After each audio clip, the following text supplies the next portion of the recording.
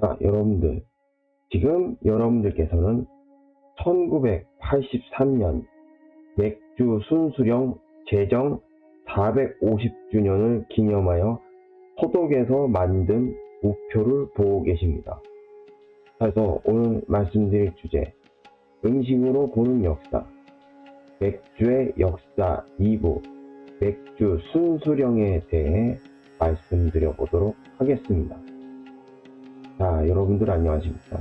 자, 오늘도 잘 알려지지 않은 내용들만을 설명하는 검색자 채널 시작해 보도록 하겠습니다. 자, 오늘 제가 이제 말씀드릴 주제 같으면은, 맥주 순수령이라고 해서, 먼 옛날, 그러니까 쉽게 간략하게 설명해 드리자면은, 이제 맥주 순수령이라는 걸 통해서 오로지 딱 요 재료, 딱 정해진 요 재료만을 통해서 오로지 맥주를 만들어야 한다. 그래서 그렇게 해서 그 맥주의 순수성을 유지하자는 뜻에서 이제 맥주 순수령이라는 걸 이제 널리 반포를 했다 하는데요.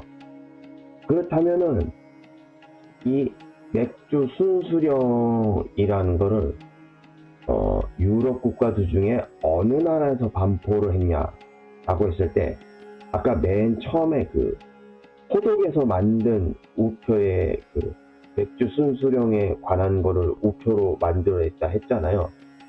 예, 그러다 보니까는 포독에서 그런 우표를 만들어냈다 했을 때 아마 짐작하신 분들도 있겠지만은 오늘날에도 맥주 하면은 가장 먼저 떠오르는 나라, 예, 바로 독일이죠. 예, 독일에서 그것도 먼 옛날 독일 땅에서 요 맥주 순수령이라는 걸 반포해서 오로지 딱 요 맥주 순수령에만 나와 있는 요 재료만을 가지고서 이제 맥주의 순수성을 지키자고, 예, 해서 그런 일이 있었는데 말이죠.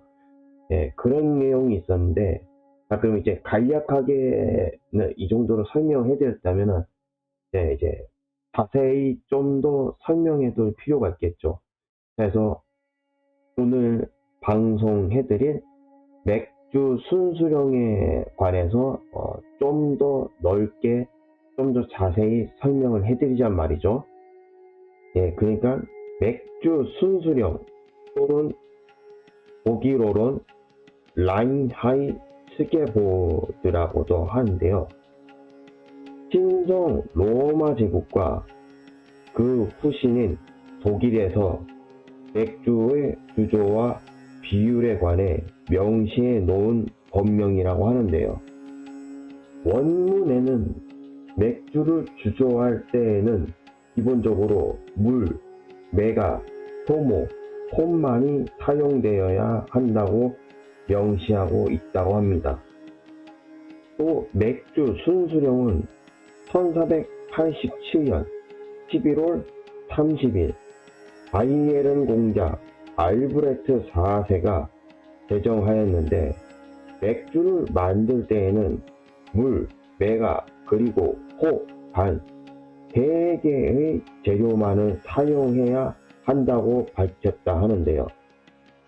이어서 1516년 4월 23일 바이에른 공국의 도시인 잉골슈타트에서 바이에른 공자 비렐름 4세가 공국의 모든 사람들이 이 순수령을 따라야 한다고 공표하였고, 맥주 판매에 대한 기준을 확립했다고 합니다. 또 독일에서 맥주가 언급된 최고의 기록은 974년 신성 로마 제국의 황제 오토 2세가 지금의 벨기에에 위치한 리에주의 교회에게 맥주 주조를 허락하며 그 허가증을 부여한 것이다라고 하는데요. 원문에는 맥주를 주조할 때 물, 오리, 그리고 홉을 제외한 그 어떠한 것도 들어가서는 안 된다고 명시한다 하는데요. 법은 또한 맥주 가격을 1리터당 1.2페니로 고지하고 있다고 합니다. 그러나 맥주 순수령은 더 이상 독일인들이 준수해야 할 법령이 아니다라고 하는데요. 이는 1993년 맥주 순수령이 폐지되고 임시 독일 맥주법으로 바뀌었기 때문이라고 합니다. 현행법 역시 맥주 순수령이 금지해온 효모, 밀메가나 설탕 등은 여전히 맥주에 첨가할 수 있게 되었지만 발화시키지 않은 보리 또한 맥주에 넣을 수 없다고 쓰여져 있다고 합니다.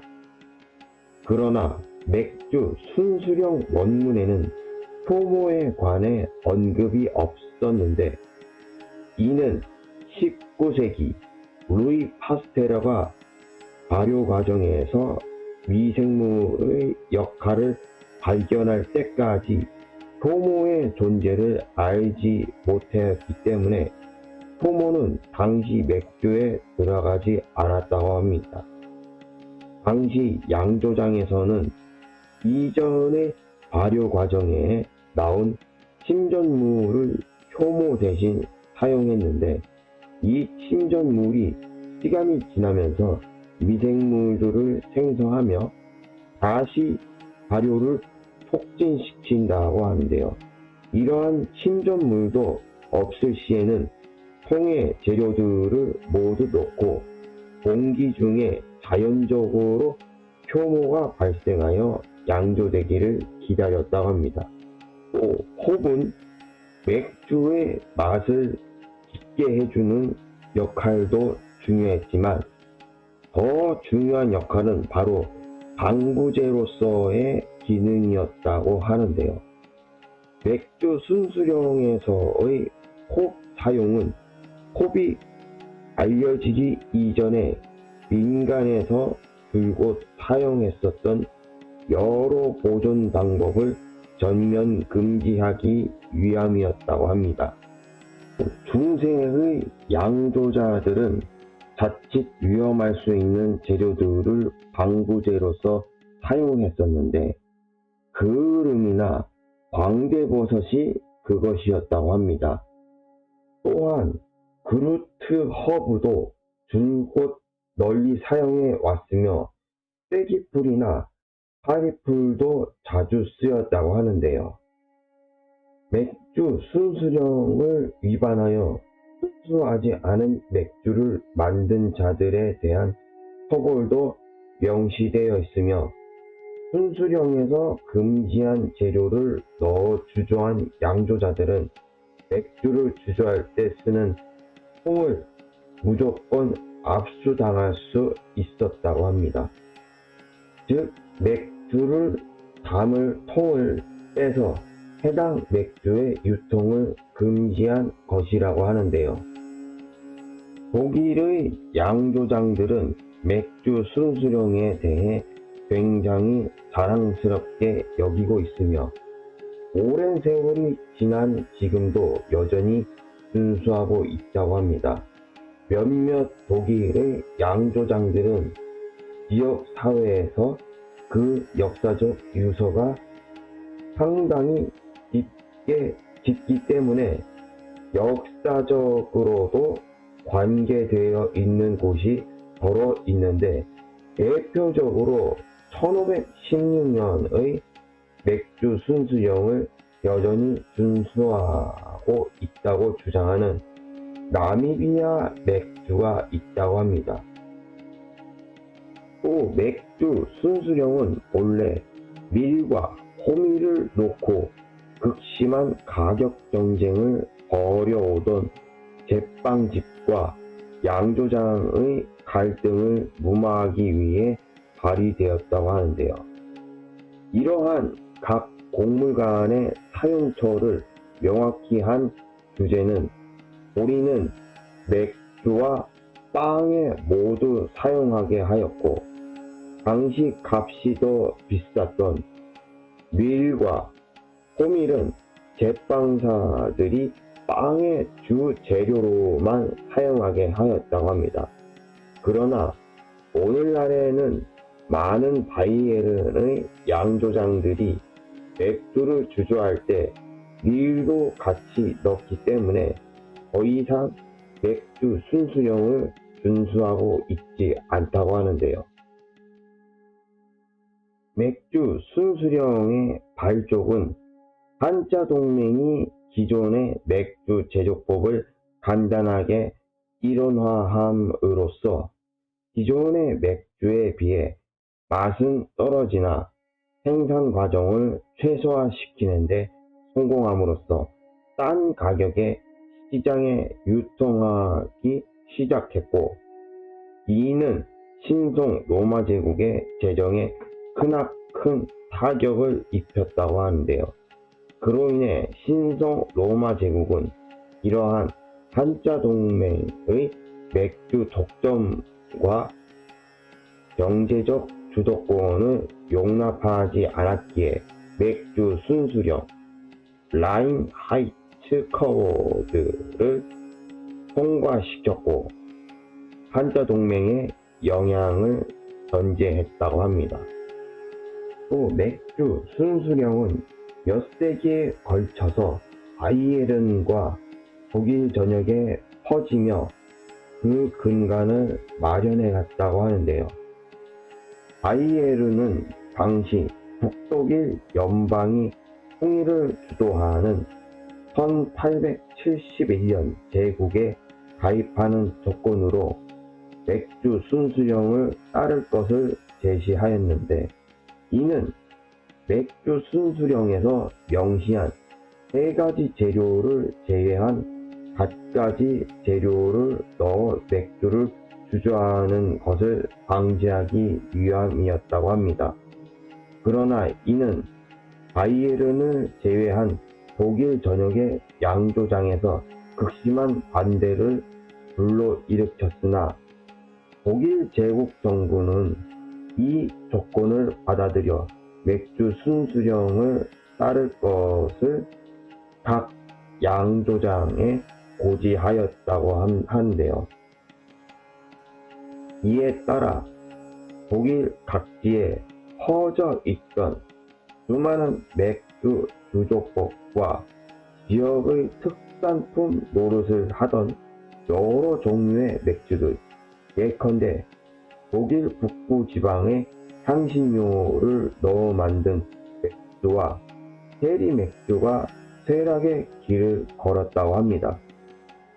그 대신 이후의 맥주 시장을 바이에른의 전통 맥주인 필스너가 장악하기에 이르렀고, 오늘날에는 소수의 몇몇 맥주 주조법만이 전래되어 오고 있는데, 대표적으로 쾰른의 쾰시 또는 뒤셀도르프의 알트비어가 계속 옛 주조법을 보존하고 있다고 합니다.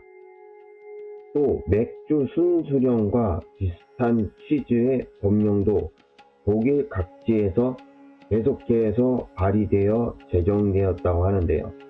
1952년 당시 서독은 맥주 과세법을 제정할 당시 많은 양조장들이 맥주의 주 재료의 범위를 늘리는 것보다 맥주에 세금을 뗀다는 것에 극렬히 반대하였다고 하는데요. 그러나 과세법에는 라거 맥주만 적용된다 하자 라거를 만들지 않는 양조장들은 곧 반대 성명을 철회하고 법을 따르겠다고 밝혔다고 합니다.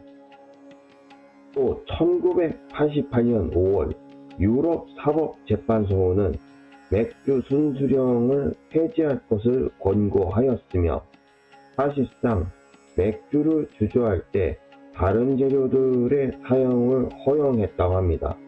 그러나 이 맥주 과세법의 철폐는 수입 맥주에만 국한된 것이었고, 독일 국내에서 주조되는 맥주는 여전히 맥주 과세법과 맥주 순수령을 반드시 준수하여야 했다고 하는데요.